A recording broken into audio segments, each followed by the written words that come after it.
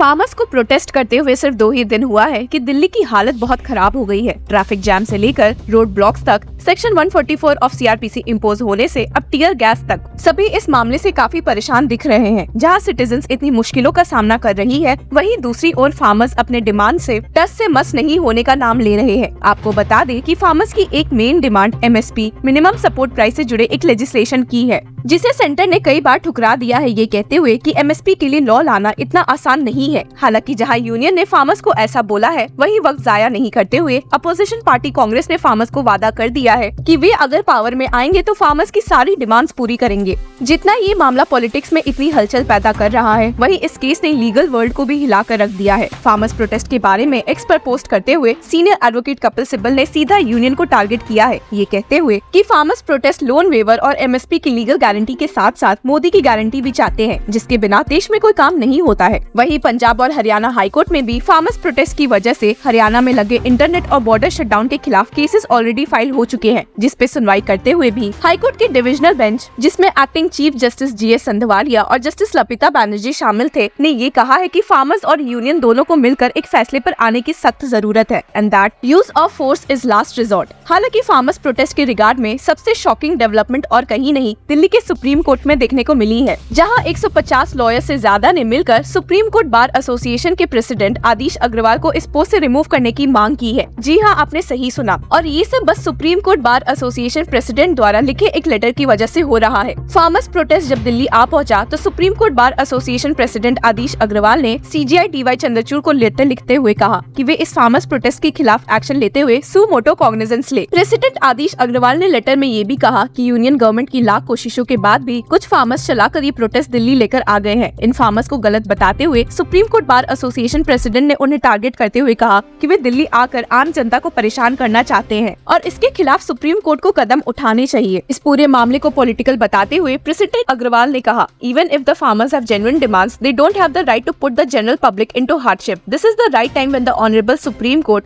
should act suo moto and ensure that these farmers don't create any nuisance and cause huge inconvenience to the general public। जहां अभी लोगों को लग ही रहा था कि इस लेटर से क्या supreme court bar association union को फेवर कर रही है, वहीं ये बात आते हुए देर नहीं हुई कि supreme court bar association president Adish Agarwal ने अपने प्रेसिडेंट पोस्ट का मिसयूज करते हुए खुद से ही ये लेटर सीजीआई डीवाई चंद्रचूड़ को लिखा है, और वो भी बिना किसी के कंसल्टेशन के। आपको बता दें कि majority of the executive committee members of the Supreme court bar association ने खुद को supreme court bar association president द्वारा लिखे इस लेटर से डिसएसोसिएट कर लिया है, जिसमें से 13 आउट ऑफ 21 मेंबर्स ने अपने रिजोल्यूशन में ये क्लैरिफाई किया है कि प्रेसिडेंट ने खुद से ही ये लेटर लिखा है and stated this letter has been issued by the president unilaterally without any consultation with the members of the executive committee. The letter written on the Supreme court bar Association letterhead gives the incorrect impression that the letter is written on behalf of the Supreme Court Bar Association. We do not agree with the contents of the letter and disassociate ourselves with this letter। और वही इसी resolution को supreme court के 150 lawyer से भी ज्यादा ने sign करते हुए एक जनरल मीटिंग बुलाई है, जहां ये डिस्कस होगा कि supreme court bar association president Adish Agarwal को इस लेटर के लिए हटाना चाहिए, which gives a wrong impression that it reflects the opinion of the Supreme Court Bar Association। Supreme Court Bar Association President wrote the letter to CJI DY Chandrachud without having any authority and capacity in the matter and on the letterhead of the Supreme Court Bar Association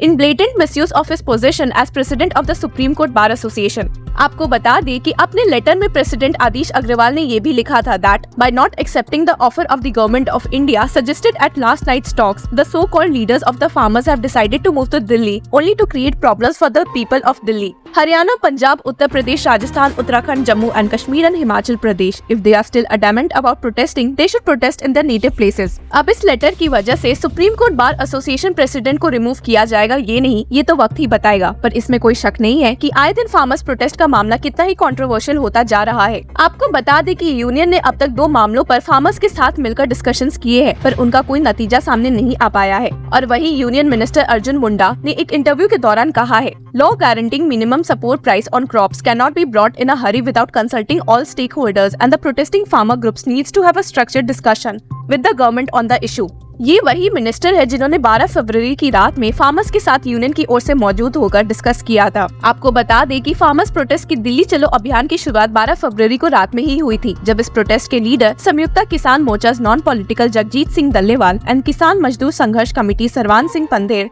ने union government के कुछ officials के साथ एक समझौते पर आने की कोशिश की। हालांकि 2 राउंड्स ऑफ डिस्कशन के बावजूद कोई फैसला नहीं आया तो फार्मर्स ने दिल्ली जाकर प्रोटेस्ट बनाने का मन कर लिया। और इसी के साथ information and broadcasting minister Anurag Thakur had also asked the farmers to be wary of disruptive elements in their movement. Mr. Thakur said protesters needed to understand that by continuously adding new issues to the discussion, a resolution could not be achieved immediately. अब जैसा कि हमने आपको video की शुरुआत में पंजाब और Haryana high court के केसेस के बारे में बताया था, तो इस केस में हाईकोर्ट के divisional bench acting chief justice GS. Sandhawalia और जस्टिस लपिता बैनर्जी बड़ी दुविधा में पड़ गए थे कि क्या सिटीजन के राइट टू प्रोटेस्ट ऊपर होते हैं या स्टेट के right to maintain law and order. और इसी मामले में बेंच ने अपना फैसला सुनाते हुए कहा था, there has to be balance in fundamental right to speech and expression, none of the rights are in isolation, the cautionary should be kept in mind and the issue should be resolved amicably, all parties in the present dispute should make efforts to sit down and solve the problem and area should be identified by states to protest. इस मामले की सुनवाई के दौरान पंजाब और Haryana high court के सामने 2 petitions थे, जो कि पहला एडवोकेट अरविंद सेठ द्वारा फाइल किया गया था, जिसमें उन्होंने फार्मर्स के खिलाफ ही एक्शन की मांग की थी कि उन्होंने इस प्रोटेस्ट से नेशनल कैपिटल और हाईवेज पर जाम लगवा दिया है। वहीं दूसरा पिटीशन हाईकोर्ट के एक एडवोकेट उदय प्रताप सिंह द्वारा हरियाणा गवर्नमेंट के उस फैसले के खिलाफ था, जिससे उन्होंने अपने स्टेट के बॉर्डर्स को ही सील कर दिया है ताकि फार्मर सीधा दिल्ली न जा पाए। जहां उदय प्रताप ने आर्गुमेंट्स पेश करते हुए कहा, fundamental rights allow exercise of liberty without censorship. वहीं उनका पलटवार करते हुए सीनियर एडवोकेट सेठ ने कहा, nobody should be allowed to block the national highways, public inconvenience can not be allowed, people going to hospitals are suffering. जब बात उठी कि इस मामले में दिल्ली सरकार को भी टैग करने की जरूरत है, कंसिडरिंग सारे प्रोटेस्ट उधर ही हो रहे हैं, तो हाईकोर्ट ने उन्हें भी एक नोटिस इशू कर दिया along with centre, Punjab and Haryana state governments. इन्हीं सब के बीच दिल्ली हाईकोर्ट को एक ईमेल के थ्रू धमकाया गया है कि वहां 15 फरवरी को एक बहुत बड़ा बॉम्ब ब्लास्ट होने वाला है। दिल्ली हाईकोर्ट के रजिस्ट्रार जनरल को मिले ईमेल में ये मेंशन किया गया है that I will blow you up with a bomb on February 15th. This blast will be the biggest in Delhi. Deploy as much security as possible and call all the ministers and we will blow you up together. इस मामले से हालांकि लोग चौकन्ने हो गए हैं और वहाँ की सिक्योरिटी बढ़ा दी गई है। इसी के साथ ही 15 फरवरी को यूनियन ने फार्मर्स से एक तीसरी बार मिलने का मन बनाया है और देखते हैं कि इस मीटिंग का क्या नतीजा निकलता है। Till then, keep following law चक्रा।